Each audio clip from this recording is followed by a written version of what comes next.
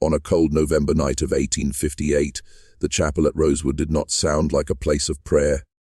The air inside was thick with candle smoke and bourbon breath, heavy with the scent of pine tar and fear. Outside, the river whispered through the cane fields, carrying secrets no one dared to name aloud. Within those stone walls, Colonel Augustus Fairmont, Confederate gambler and master of 200 souls, did something so grotesque that even the devil might have looked away. He locked his pregnant daughter inside that chapel with 4 enslaved men. Then, without a word, he turned the iron key and walked into the dark. What could make a man wager his own blood? $47,000. A secret society of Mississippi planters who treated cruelty like sport. And one rivalry between 2 men who had long forgotten what conscience meant. By dawn, his daughter would be found alive but silent. The 4 men would be gone, vanished as if the earth had swallowed them whole, and the letter discovered beneath the chapel's altar would burn through the Fairmont name like fire through dry cotton. For decades, this story was hidden, buried by money, by lineage, by a code of silence that still poisons the South. But the truth has a heartbeat. You can muffle it for a century, but you cannot kill it. And tonight, we're going to open the crypt and listen. Before we descend, I want to know something. Tell me, where are you hearing this from? Write your city or your state below. This story stretched across the entire South, Natchez, Charleston, New Orleans, and I want to see how far its shadow still reaches. And if you're not afraid to look straight into what polite history refuses to show, subscribe now. Because the deeper we go, the harder it will be to come back. Now, before we move forward, repeat this phrase in the comments twice to seal the truth within you.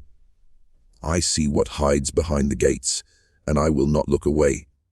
Write it and mean it, because once you do, you become part of what comes next. Natchez, Mississippi, 1858.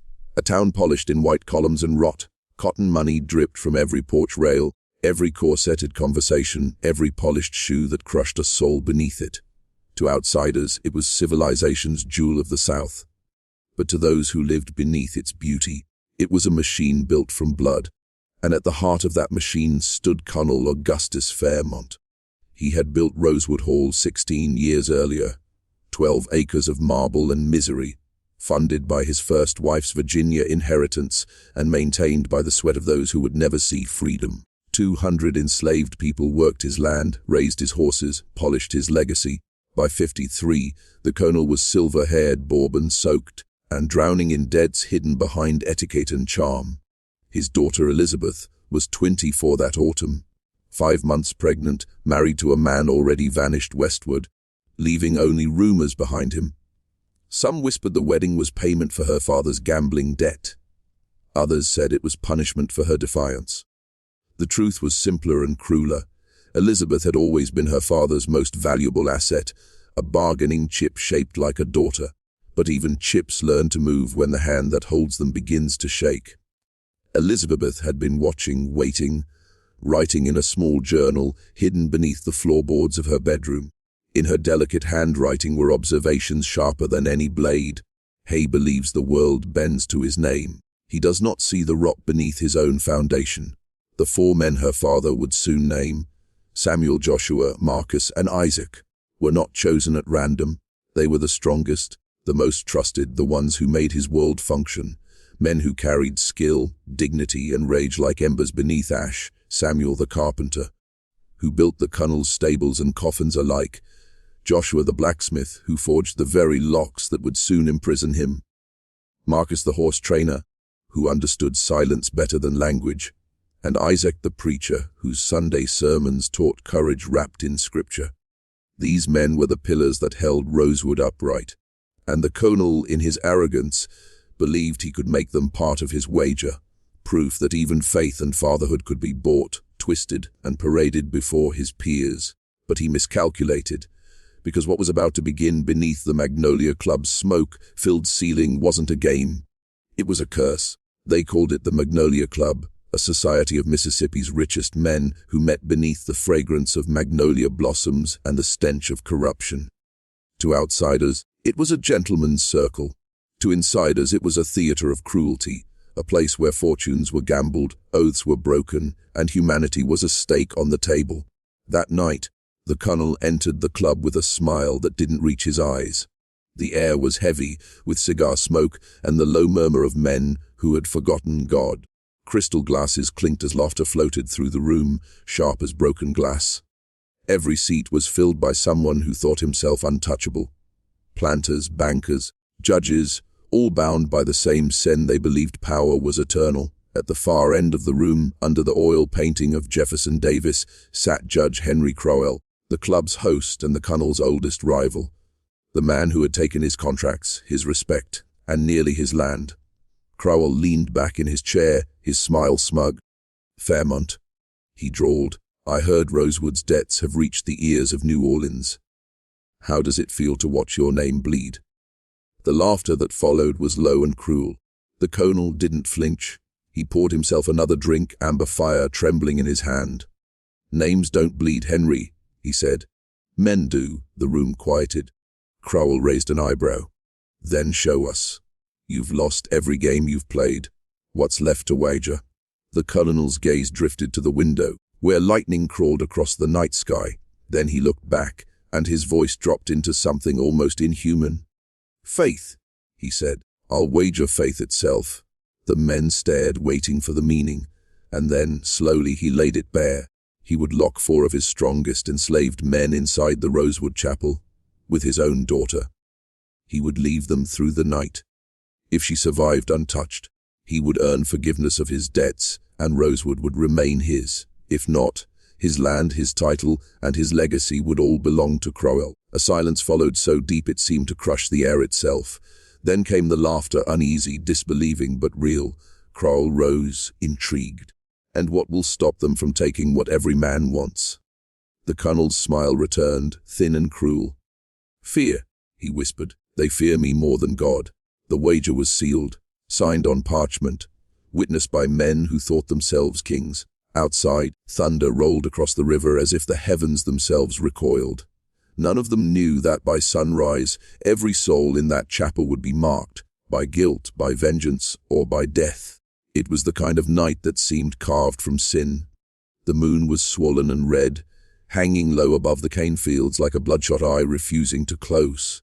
The air pulsed with insects and the faraway crack of thunder rolling over the riverbanks. Every sound carried a warning, but inside Rosewood Hall, warnings were luxuries no one heeded anymore. The colonel's boots echoed down the corridor, hard against the blackwood floors. In his right hand he carried a lantern, in his left a ring of iron keys. His daughter followed behind him, barefoot, her white nightdress dragging through the dust. The child inside her stirred as if sensing what was coming. They reached the chapel door, an old, stone structure built by the same hands that would soon be trapped within it. The colonel lifted the lantern, light cutting across the stained glass and casting saints in crimson shadow. 4 men stood already inside: Samuel, Joshua, Marcus, and Isaac. Their faces glistened with sweat, not from fear of the colonel. No, that was familiar, but from the feeling that something had shifted in the air, that tonight, even God had turned his face away. The colonel's voice came out calm, almost rehearsed. "Gentlemen," he said, "you've been chosen for a test of loyalty, of restraint. You'll spend the night here, guarding my daughter. If she's safe by dawn, each of you will earn your freedom papers." For a moment, just a breath, the promise of freedom burned in their eyes. It was a cruel light because all 4 of them knew better. Freedom was a word that men like Fairmont used the way a spider uses silk to lure the desperate close. Elizabeth stepped inside the chapel, clutching her belly. She turned once, meeting Samuel's eyes. The carpenter who had built the pews she now passed. He gave her the smallest nod, a flicker of shared humanity in a room built to erase it. Then, with the finality of a judge's gavel, the colonel swung the iron door shut. The sound of the lock snapping into place echoed like thunder trapped in a coffin. Outside, the colonel lit a cigar, watching the smoke rise into the heavy night. He told himself he was in control, that this was a game, a test, a demonstration of power. But somewhere behind the polished steel of his arrogance, something small began to shake. Inside the chapel, the lantern light flickered. Isaac, the preacher, whispered a prayer under his breath. "Lord, if this be the night of judgment, let the chains fall where they must." No one of them spoke again.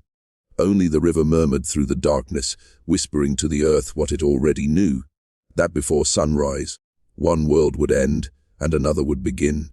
The first hour passed in silence. Only the sound of rain against the chapel roof broke the stillness, soft and rhythmic, like a heartbeat buried beneath the earth. The men kept their distance, each one watching the others through the trembling candlelight. The scent of wet wood and old hymns filled the air, mingling with the faint trace of lavender that clung to Elizabeth's dress. She sat on the front pew, hands clasped over her stomach, eyes locked on the altar where the Virgin Mary's face had long ago been cracked by heat and time. She did not pray. She simply stared, as if waiting for the statue to move. Samuel stood closest to the door, his body still and coiled like a wire. He'd built this chapel with his own hands years ago, each plank, each joint, each nail, and now he could hear it breathe. The wood groaned faintly, as if remembering every blow of his hammer. Joshua crouched near the window, testing the hinges he himself had forged. "He meant this," Joshua murmured. "Every bolt, every lock, he made sure we'd stay." Marcus, the quietest of the four, paced behind the pews. His fingers brushed the polished rail where white hands once rested every Sunday. He kept looking up at the ceiling beams, counting the seconds between the flickers of light. And Isaac, the preacher, stood at the altar whispering scripture in a voice that trembled between faith and fury. "He who diggeth a pit shall fall therein." His words hung in the air like smoke. Elizabeth finally spoke. Her voice was fragile, but it cut through the silence like a bell. "What is he trying to prove?" No one answered at first. Then Samuel said, "That he owns fear, even yours." She turned toward him. "And do you believe that?" Samuel looked at her, the candlelight catching in his eyes. "Not anymore." Outside, thunder cracked. The candle sputtered. One went out, then another, until only a single flame remained, burning low beside the altar. The air grew colder, heavy, unnatural. Marcus stepped closer to the window and froze. "Someone's out there," he whispered. The others followed his gaze. Beyond the glass in the field, a shape moved between the tombstones, slow, deliberate, almost human. Then another, and another. Elizabeth's breath quickened. He said no one would come. Isaac's voice broke. He lied. And then, for the first time that night, the chapel door shuddered, as if something outside had tested the lock. The men moved closer together, every instinct screaming that this was no longer a test of obedience, but a reckoning. The rain fell harder. The last candle went out, and in the blackness that followed, the first scream was not heard. It was swallowed. The darkness inside the chapel was complete, thick, suffocating, alive. Every breath felt heavier than the last. The rain had turned violent, slamming against the roof in waves, as if the sky itself wanted to wash this place from the face of the earth. Then came the second sound, not thunder, not wind, a scrape, metal against stone, slow measured, deliberate. Joshua moved toward the door, his hand brushing the iron handle. It was trembling. Something, or someone, was dragging a chain across the chapel steps. Elizabeth pressed a hand over her mouth, trying to quiet her breath. The baby inside her kicked, sensing her terror. "Stay back," Samuel whispered, but it was already too late. A voice spoke from the other side of the door, low, rough, and wrong. "You think you can hide from judgment." It was not a voice any of them recognized. Joshua's grip tightened around the handle. "Who's there?" he shouted. Silence. Then the sound came again, closer this time. A soft tapping against the wood, followed by the whisper of chains being pulled taut. Isaac stepped forward, Bible clutched tight in his hand. "Get thee gone," he said through clenched teeth. "This is God's house." The voice answered, almost laughing. "Ain't no God here tonight, preacher." The next instant, the door shook violently, dust raining down from the hinges. Elizabeth screamed. Marcus pulled her backward, shielding her as the others braced for the door to splinter. But then, just as suddenly as it began, it stopped. The wind died. The rain slowed to a whisper. The chapel went silent again, and in that silence a single sound echoed from beneath their feet. A knock. Once, twice, 3 times. Joshua dropped to his knees, pressing his ear to the floorboards. His voice came out hoarse. "There's something under us." Isaac backed away, eyes wide. "No," he whispered. "There's someone." Samuel tore open a loose plank with his hands. revealing the hollow beneath the chapel, the same crawlspace where slaves had once hidden contraband or sometimes each other. A faint light flickered below, not candlelight, something colder, and then they saw it, a face, pale and bloated, staring up from the dark, eyes open, lips moving without sound. Elizabeth fell to her knees. Dear God!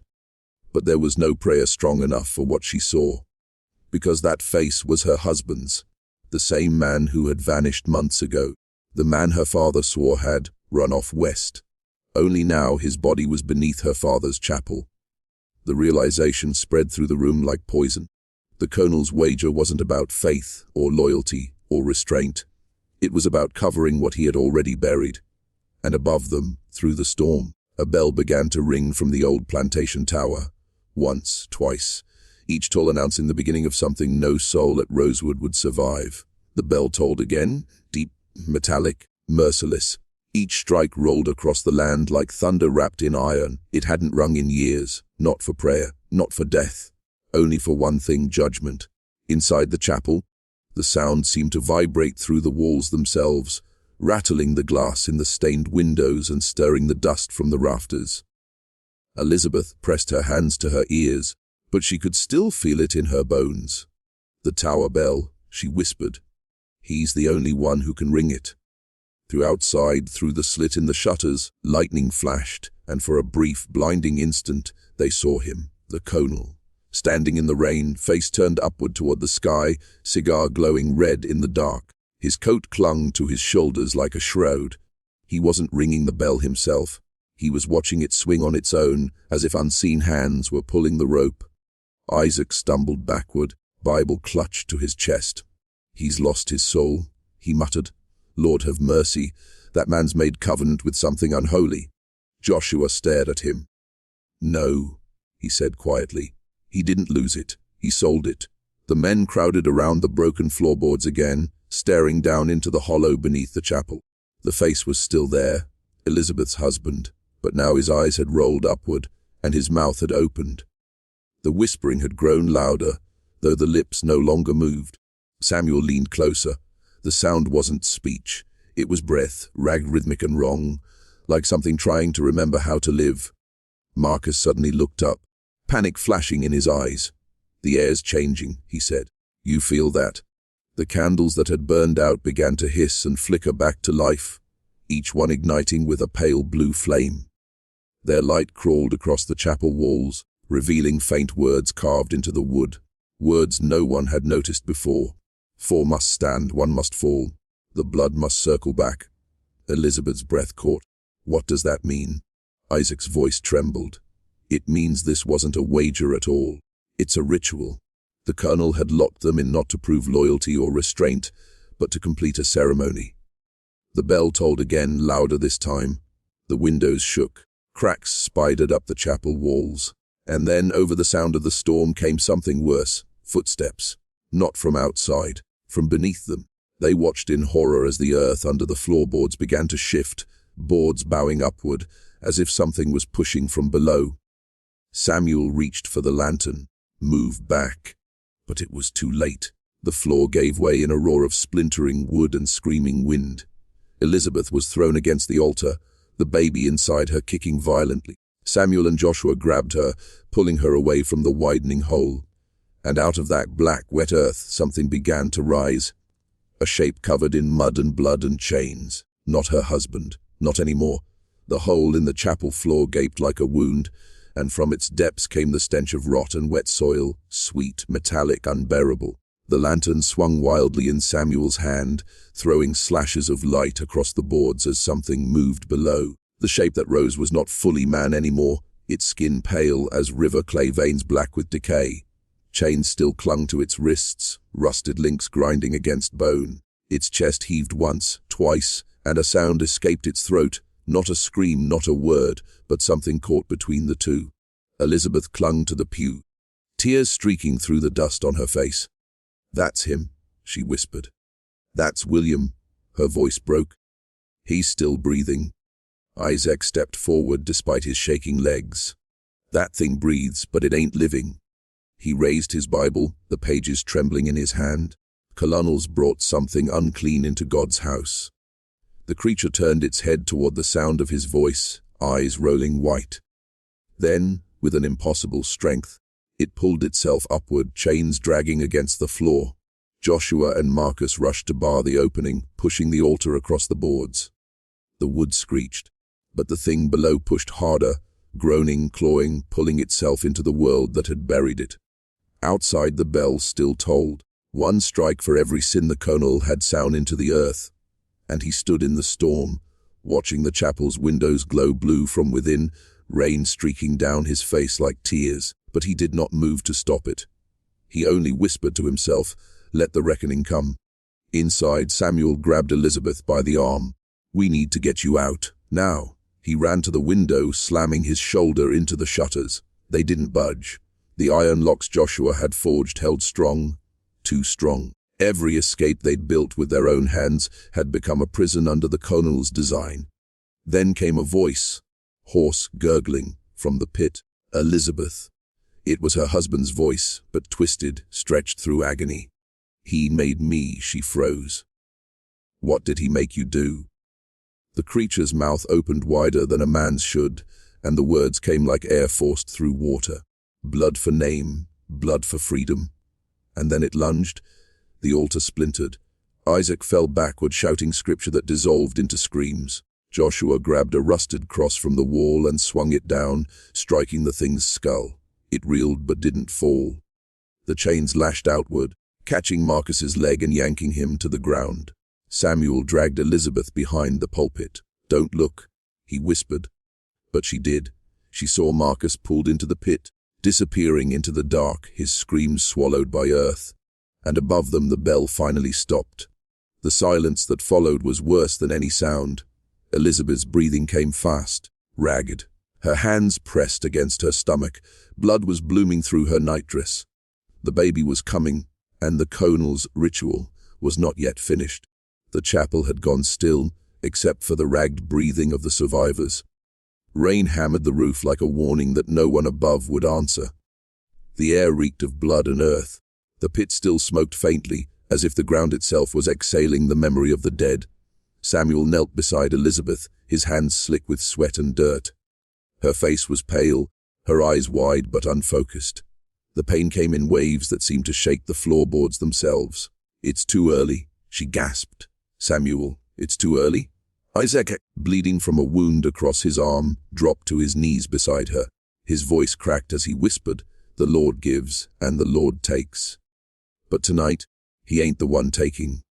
The storm outside flared again, lightning pouring through the stained glass, illuminating the horror in stuttering flashes. The creature below had gone silent, but its shadow still twitched across the floor, like a memory that refused to fade. Joshua, trembling, pressed his ear to the boards. "It's not gone," he said softly. "It's waiting."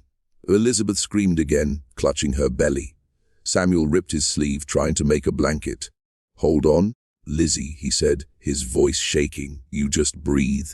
Then came a sound none of them expected, a whisper, from the walls, from everywhere at once. It was the colonel's voice. "You see, my child, every name must be bought in blood. Every legacy must be sealed in flesh." They all froze. The voice wasn't outside. It was inside, woven through the very wood of the chapel, carried by the storm. Elizabeth's tears mixed with sweat. "Father," she screamed, "what have you done?" Outside, through the rain, the colonel stood beneath the chapel's steeple. The bell rope was wrapped around his wrist, slick with rain and blood. He stared up at the black sky and spoke to something no one else could see. "Take what is owed. Leave my name unbroken." And then, as if answering his prayer, the ground beneath the chapel trembled. The creature below convulsed, its chest rising and falling in sync with Elizabeth's labor pains. Every scream she gave, it echoed. Every contraction, it writhed. The two lives, one born, one dead, had become one heartbeat. Isaac's face went white. "It's taking her blood," he whispered. He offered her child to finish his bargain. Joshua turned toward the door and began pounding at it with his fists. "Open it! Open it!" But the locks held, unmoved by desperation. Elizabeth's voice cracked the silence again, a sound that was both birth and death at once. And then it stopped. The rain slowed, the wind hushed. The earth went still. In the pulpit's shadow, Samuel lifted the newborn trembling. The child didn't cry, it only opened its eyes, dark, cold and knowing. Elizabeth lay limp, her face peaceful, almost relieved. Isaac backed away, whispering, "That ain't no mortal child." That's the circle closing, and from the pit beneath them, the creature finally spoke again, clear this time, blood for name, name for blood. The line continues. Outside, the colonel fell to his knees, the bell rope snapping from his hand. He looked toward the chapel, smiling through tears as thunder rolled one last time. He had won his wager. But what he bought that night would curse every soul born from his blood for generations to come.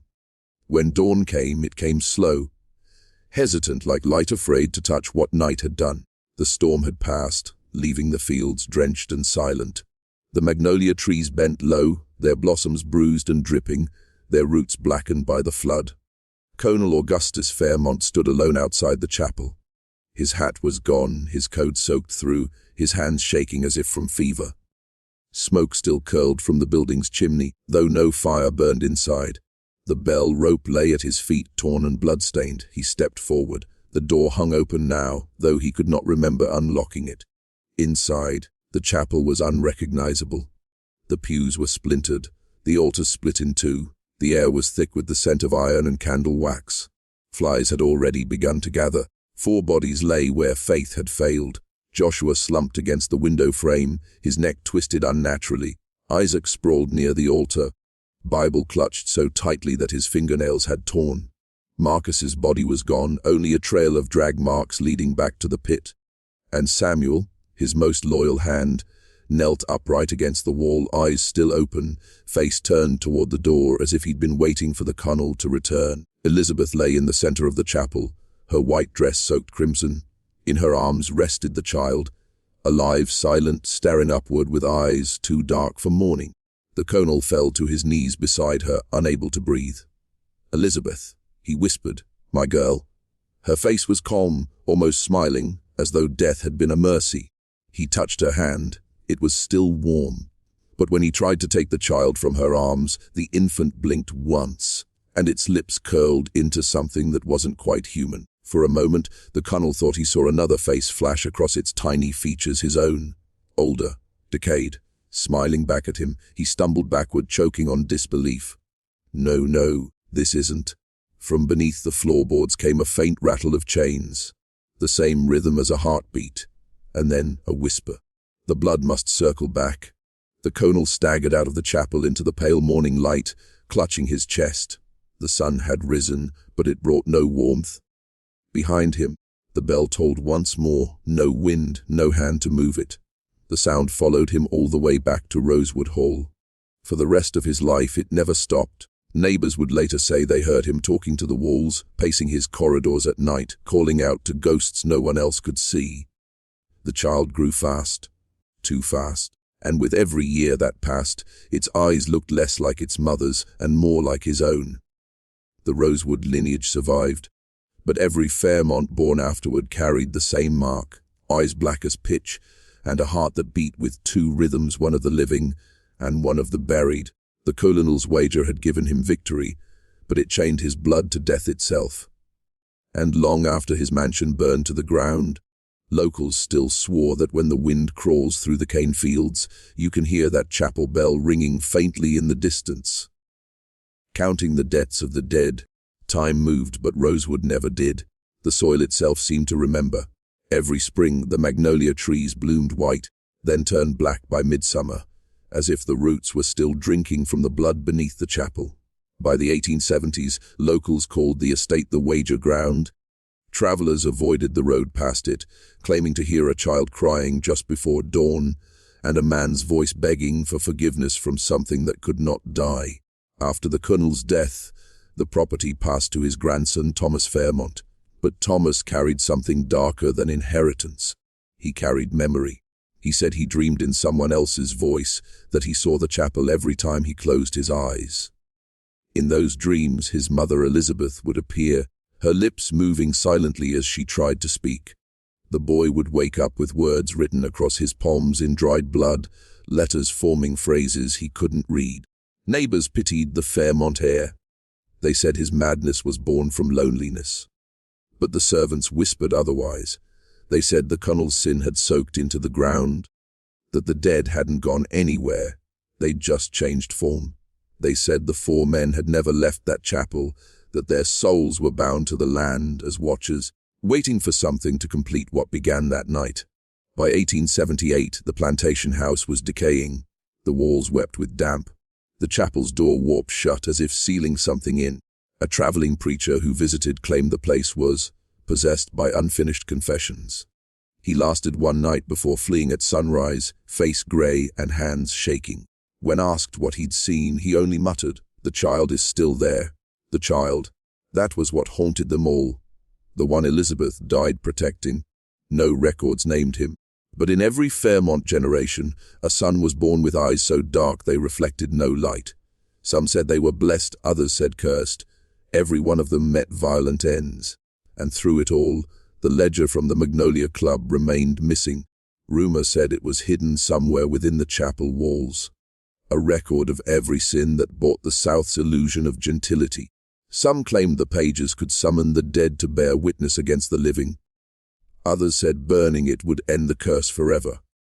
If you've been listening this far, tell me in the comments, do you believe a curse can live in blood, passed like inheritance, memory to memory? Right, I see what hides behind the gates.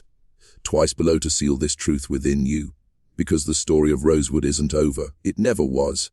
When the railroad came through Mississippi in 1882, one worker found something buried at the edge of the chapel foundation, an iron cross carved with 4 names. Samuel, Joshua, Marcus, Isaac, each name carved backward, facing the earth, and beneath them one line, debt paid in full. By 1894, the world around Rosewood had changed, or at least it pretended to. The Confederacy was long gone, but its ghosts had only learned to whisper more quietly. The fields lay fallow now, choked with weeds and silence. The house, once the pride of the Fairmonts, stood crooked against the horizon, its windows like black eyes watching time rot around them. That year, a man named Elias Monroe arrived in Natchez.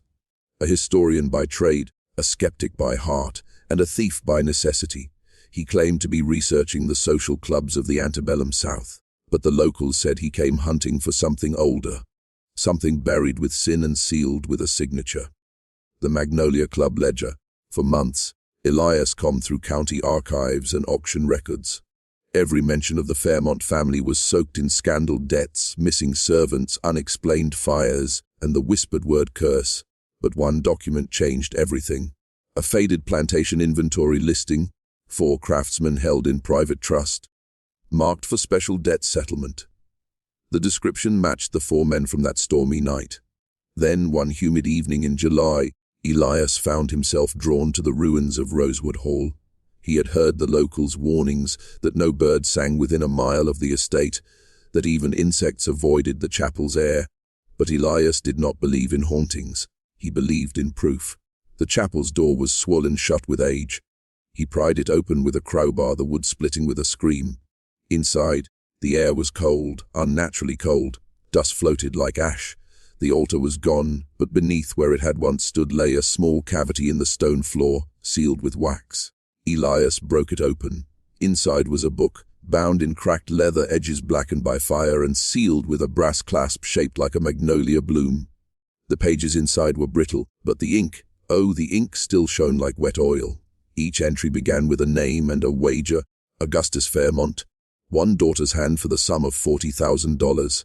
Samuel, one soul bound in labor till death. Joshua, the strength of blood to fortify lineage. Isaac, 4 sermons sworn to silence the truth. And on the final page, one signature written in red, the debt must circle back. Elias closed the ledger, heart pounding. The storm outside rose suddenly, though the sky had been clear moments before. He turned to leave, but the door was gone. In its place stood the faint outline of 4 figures, their eyes hollow, their mouths stitched shut, and behind them, a woman's voice whispered softly, "You've read it now. That means you've signed." When Elias Monroe's body was found 3 days later by railroad workers, the chapel was empty. Only the ledger remained, open as if waiting for the next signature, and beside it, burned into the floorboards, were 5 names. The 5th was new, Elias Monroe. When the coroner's report for Elias Monroe was filed, it was short, incomplete, and strangely quiet. No cause of death. No signs of struggle. Just a note scribbled at the bottom by the county sheriff, eyes black as coal, mouth frozen open, no tongue. His belongings were catalogued and sent to a university in New Orleans for research. Among them, the ledger. But within a week, the university's archives caught fire. Only one box survived, the one containing Elias's personal journal. That journal told the rest of the story. He wrote of hearing voices in the wind the night before his death, of seeing his own reflection blink when he hadn't. He described hands pressing through the chapel walls, hands that belonged to no living man. And in the final entry, written in handwriting far sharper than his usual script, he wrote one line: "The ledger doesn't take life, it collects it." After his burial, strange things began to happen in New Orleans. The archivist who handled the ledger fell ill, babbling about the four names that move when you look away. A student claimed she saw a woman in white following her through the stacks, whispering scripture backward. Within a month, the ledger vanished again, not stolen, not misplaced, just gone. But curses don't vanish, they evolve. In 1906, a child was born to Elias's widow, a boy named James Monroe, with eyes so dark they seemed bottomless. When he was old enough to speak, he told his mother that a man visited him every night, a tall man with silver hair and a cane carved from Magnolia wood. He said the man told him stories about a wager, a chap and a daughter who died to balance the scales. By the time James turned 12, he had drawn every name from the ledger on the walls of his room. In the same red ink, he grew up, tried to escape his bloodline, moved north to Chicago, changed his name. But history doesn't forget. During the Depression, James opened an antique shop specializing in old Southern relics. One night, a customer brought him a box found beneath a collapsed railway house near Natchez. Inside was the ledger, untouched by fire, weather, or time. When James opened it, the pages were blank, until he touched them. Then words began to appear in his father's handwriting, then his grandfather's, then new ones still being written, as if invisible ink came alive under the pulse of his own heartbeat. And at the bottom of the last page, space remained, enough for one more name. James wrote a letter to his only child, Clara, before vanishing in 1933. "Do not touch the book. Do not go near the soil where the magnolias bloom black. If it finds you, it will use your name to finish what began before any of us were born." Clara Monroe would never meet her father, but she would inherit the one thing he could not destroy, the ledger. And 80 years later, in 2013, a storm would bring her back to Natchez, back to the ruins of Rosewood Hall, back to the place where her bloodline began, and where it demanded to end. The road to Rosewood was little more than a scar through the trees, mud, roots, and silence. Clara Monroe drove slowly, her headlights sweeping over the blackened magnolia trunks that leaned toward the road like mourners. It had been 80 years since anyone in her family had set foot here. Yet the closer she came, the stronger it felt, like the land was remembering her. The locals in Natchez had warned her. They always did. One old man at the diner had leaned close and whispered, "That ground doesn't forget, miss. You don't find Rosewood, it finds you." But Clara wasn't a believer. She was a historian, same as her grandfather had been.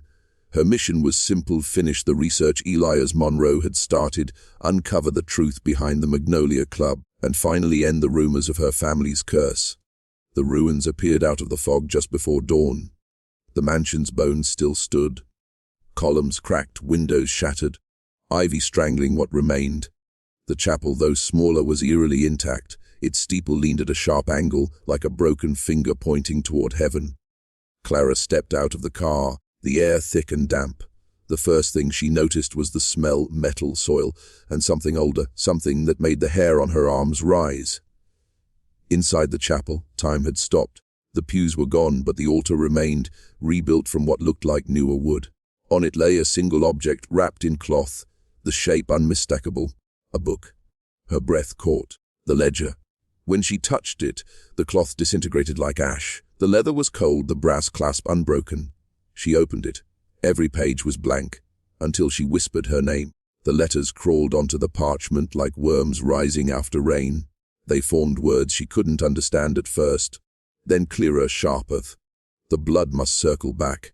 Her reflection flickered in the brass clasp, and for an instant she saw someone else staring back. A woman in a torn white dress, eyes black as oil. Elizabeth Fairmont. The name pulsed across the page like a heartbeat. Then the candle flames, though she had lit none, sputtered to life around her, casting shadows that moved independently of her. Behind her the chapel door creaked shut. Then came the voices, low at first like wind through reeds, then stronger. 4 men chanting in rhythm with her breath. Debt unpaid, debt reborn. Clara stumbled back, the ledger still in her hands. The pages turned on their own, faster and faster until they stopped at the final one, blank save for a space at the bottom, where words began to carve themselves, signed to close the circle. Her hand shook uncontrollably as if pulled by an unseen force. The pen in her pocket lifted, hovering over the paper. She tried to resist, but her fingers moved anyway. The nib touched the page. Blood, not ink, flowed, she screamed, and from the walls something screamed back. The ground trembled. The altar split down the middle. A wind roared through the chapel, carrying whispers and names. Samuel, Joshua, Marcus, Isaac. The magnolia trees outside groaned as if torn from the roots. When the wind died, the ledger closed on its own with a sound like thunder, and Clara Monroe was gone. In her place, lying before the altar, was a newborn child, silent, awake, watching, and beside it, burned into the floorboards once again, a new name. Clara Monroe. The storm that swallowed Clara Monroe's life that night was one Natchez would never forget. Lightning struck the old magnolia tree by the chapel 13 times, splitting it down its spine. For 3 days, the sky refused to clear. When the rain finally stopped, locals found the road to Rosewood washed out, the bridge collapsed, and the land itself reshaped, as if the earth had moved to hide something. When the sheriff finally reached the property, all he found was the chapel, standing untouched amid ruin. Inside, on the altar, was a baby wrapped in torn white cloth. No footprints, no vehicle, no sign of the woman who had arrived days earlier. Only that child. The baby was taken to St. Agnes' orphanage in town. The nuns named her Evelyn, but the townspeople had another name for her, the Rosewood child. Evelyn grew fast, unnaturally fast. By the time she was 2, she could speak in full sentences. By 4, she could write.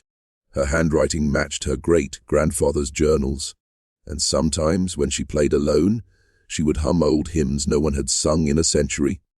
"Who taught you that song, sweetheart?" one sister once asked.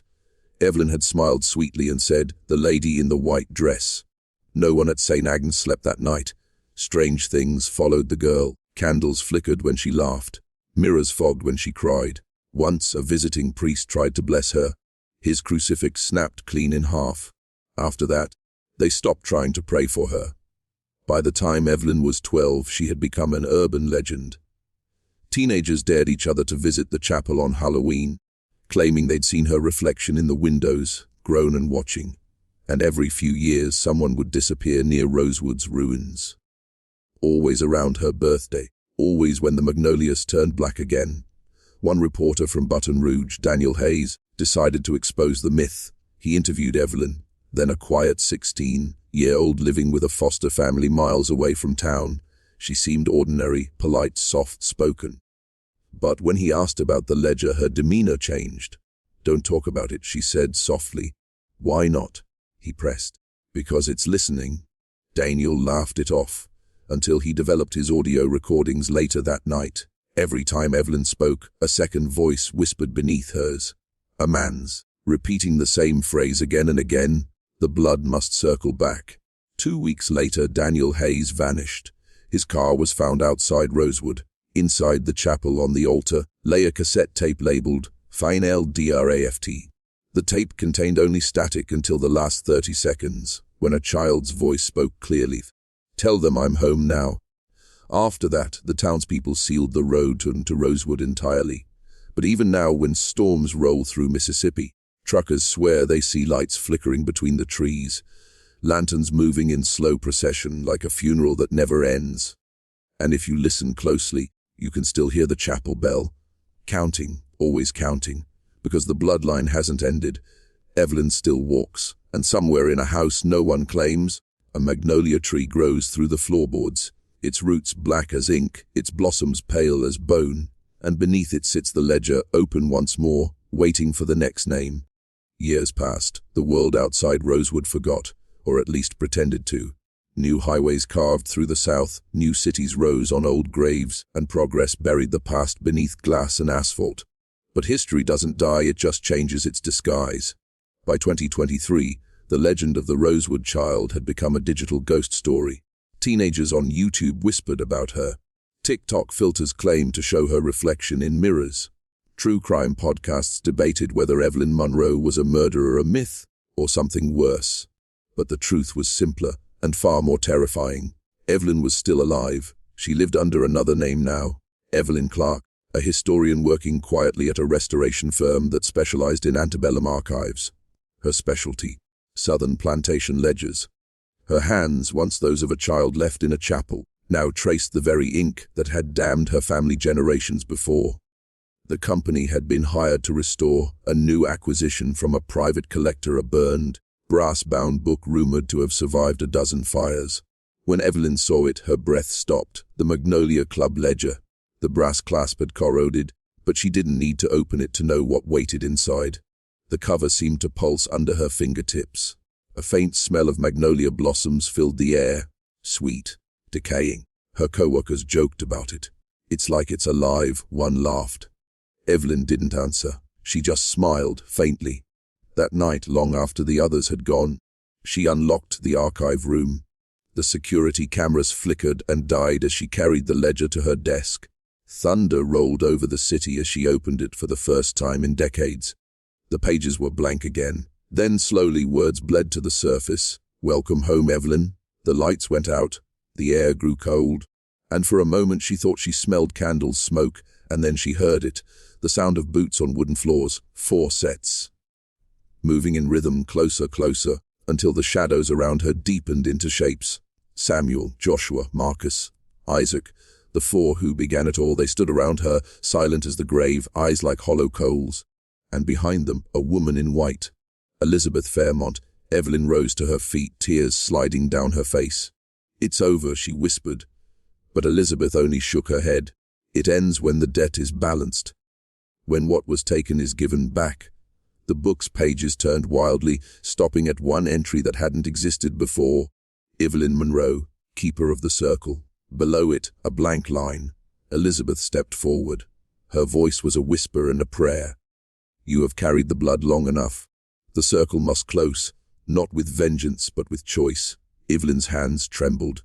The pen appeared, as if called from the air. She knew what it meant. To sign was to end it.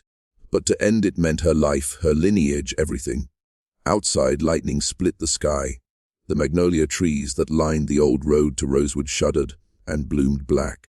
She pressed the pen to the page, and for the first time in 2 centuries, the curse hesitated. It waited, listening. Because Evelyn didn't write her name. She wrote one word instead: forgiven. The chapel bell rang across the miles, louder than thunder, clearer than any human sound. The 4 men's faces softened, then vanished like smoke. Elizabeth smiled for the first time in death. The ledger slammed shut, and every magnolia petal that had ever turned black turned white again. For a moment, it seemed like peace had returned. But peace in Rosewood never stays long. Because when Evelyn looked down, the ledger had reopened. A new line had appeared beneath her final word: forgiveness recorded, balance pending, and below it, in faint, freshly forming ink, collector in transit. The lights went out. The air grew colder.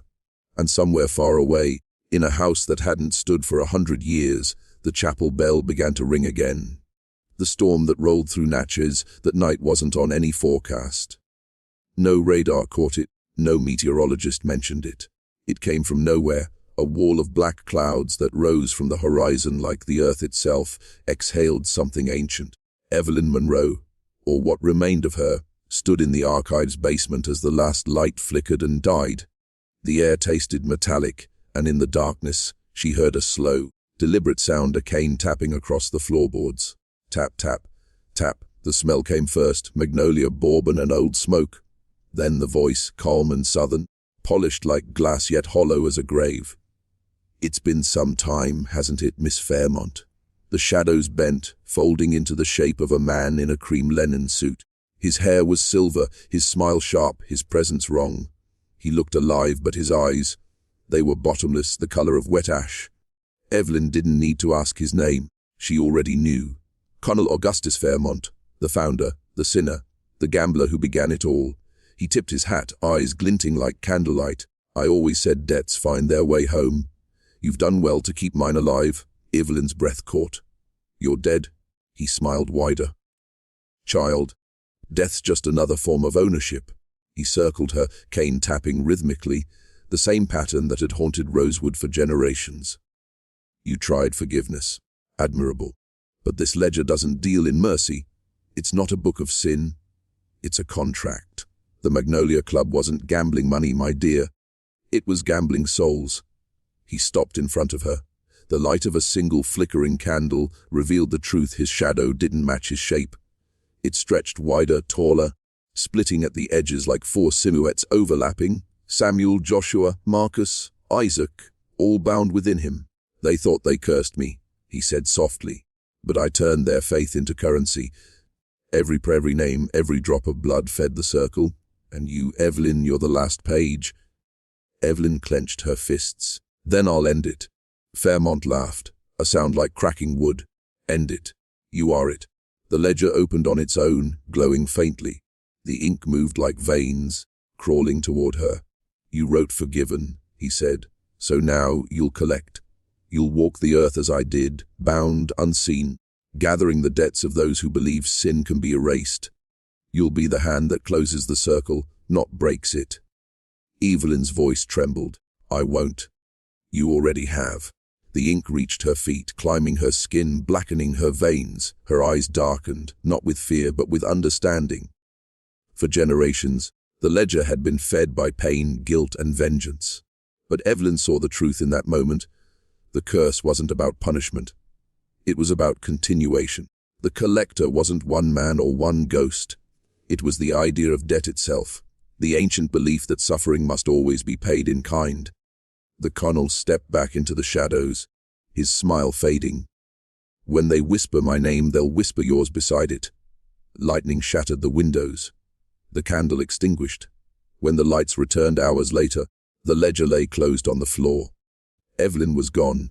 In her chair sat a single magnolia blossom, white at first, then slowly bleeding black, and written across the ledger's cover, in fresh, wet ink, the collector has risen. That night, across the south, old church bells rang by themselves. And in cities hundreds of miles away, people began reporting a stranger, a woman with dark eyes offering to buy their regrets. Every deal ended the same way, a signature, a whisper, and a faint smell of magnolia in the air. The circle had closed and begun again. By 2025, the legend had spread beyond Natchez. They called her the Magnolia Woman. Some said she appeared in hotel lobbies during thunderstorms, asking if you regretted anything. Others swore she showed up at funerals, whispering comfort that curdled into dread. And wherever she went, the same thing followed. A dead clock, a single magnolia petal, and a signature that no one remembered writing. But every myth leaves a trail for someone desperate enough to follow it. That someone was Noah Fairmont, a descendant so distant that he barely believed the name meant anything anymore. A documentary filmmaker, raised in New York, atheist, rational, grounded, until the day his mother died, whispering a single phrase into his ear: "Find the book before it finds you." Her final possession was an old photo, a woman in a white dress standing in front of a collapsed chapel, her eyes two shadows. On the back, one line written in ink that had never faded: Evelyn. Noah dismissed it at first. But the night after her funeral, the lights in his apartment flickered. The power went out for exactly 13 minutes. When it came back on, his camera had turned itself on and recorded 3 words, spoken in his mother's voice: "She's coming home." That's when he started digging. He traced the Monroe name back through the archives, the Rosewood estate records, the Magnolia Club newspapers. Every trail ended the same way: fire, missing files, or unexplained deaths. And then he found the name Elias Monroe, the historian, the 5th signature. That discovery led him to Natchez and to the ruins of Rosewood itself. The land was fenced off, condemned by the state, But Noah climbed through anyway, camera rolling. The air was heavy, thick with the same smell every story mentioned, magnolia and rain. The chapel was still standing, barely. Inside, the floorboards had caved, revealing the old pit beneath the altar. And there, resting in the center of the dirt, was the ledger.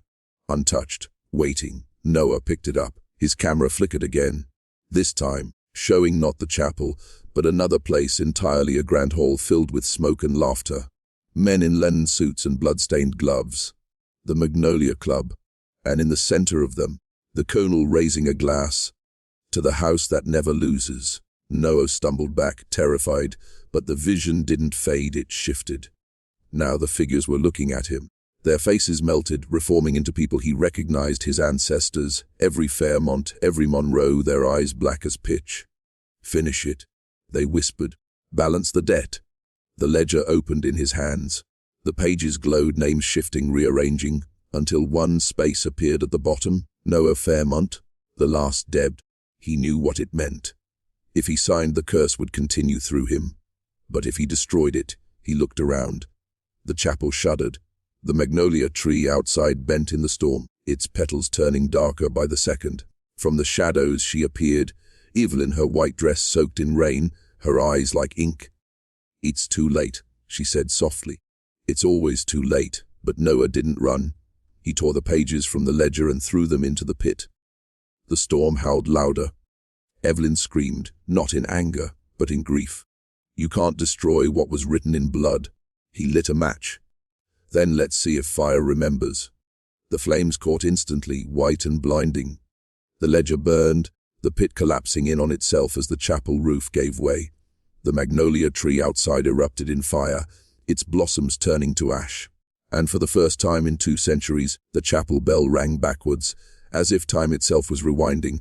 When the fire died, there was nothing left.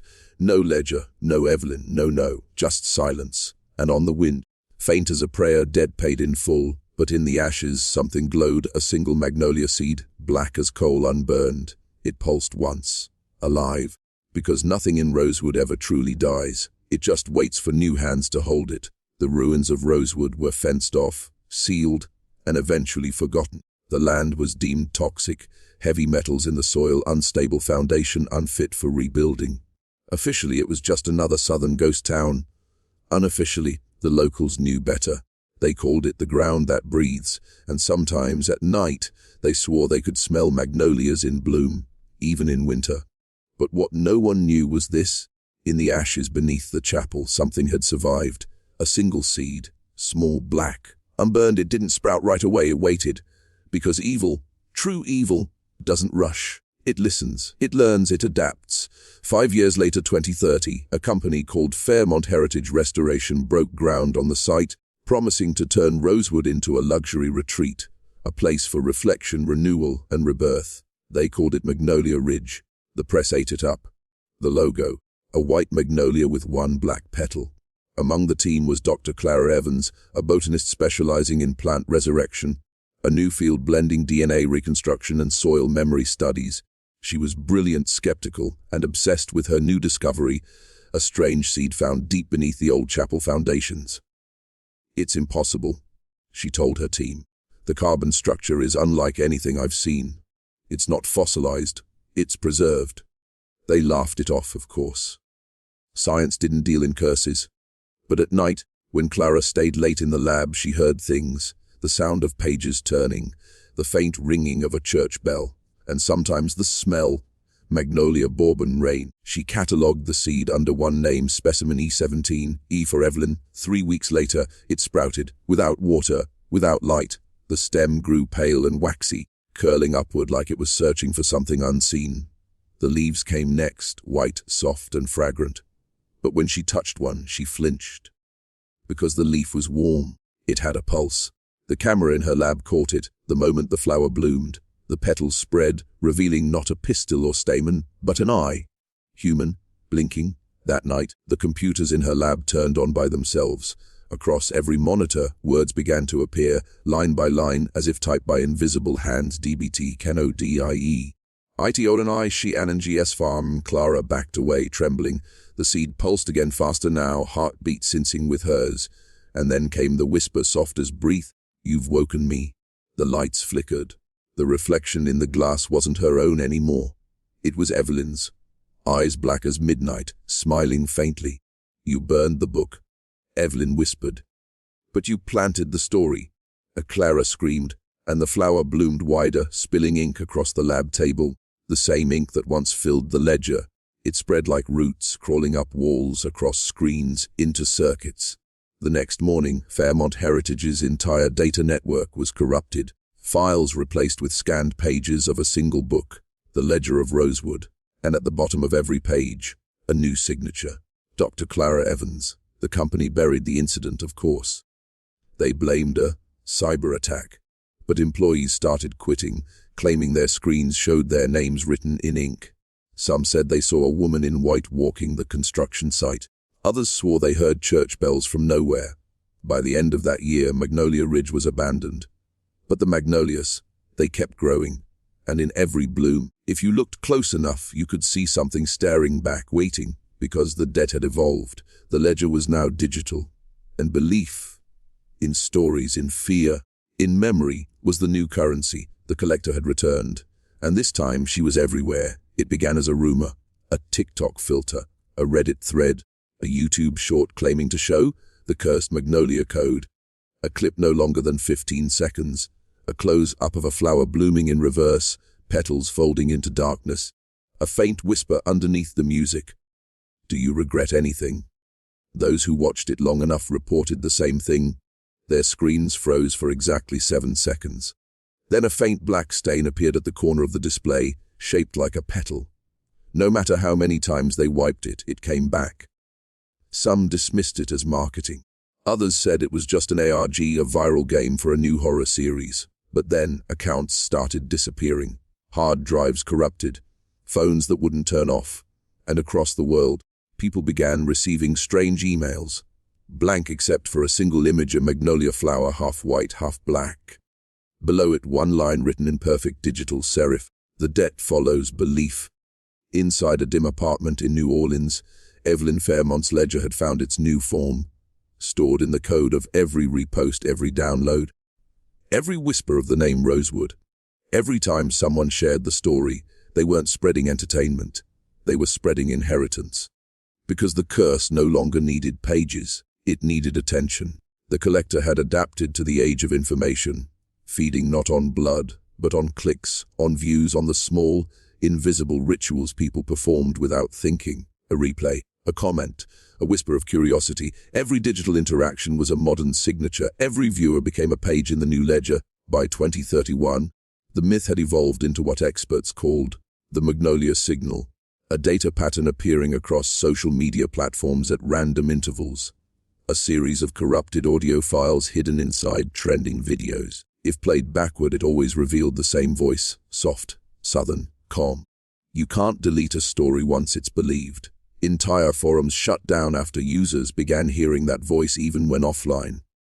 Tech companies denied involvement, governments banned the videos. But somehow the story always resurfaced, like something old remembering itself. One final upload changed everything. A live stream from an anonymous account titled Rosewood.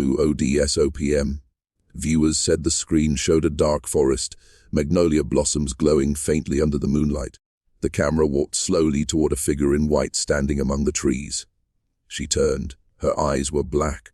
"You brought me back," she whispered. "Every story shared, every click, every word written. You wrote me again." The feed cut out. But viewers reported something impossible. Their own reflections smiling back at them from their dark screens, lips moving before their minds could process it. Dead paid forward. After that, the account vanished. But a new file began appearing on devices worldwide. Its name simple, lowercase, impossible to delete. Magnolia. No one knew who'd started it. No one could stop it. And if you opened it, just once, you would hear that same whisper as the camera turned toward you. "No, tell my story." And so it spreads, across generations, across wires, across time, from Rosewood to every corner of the digital world. Because some stories aren't meant to end. They're meant to collect.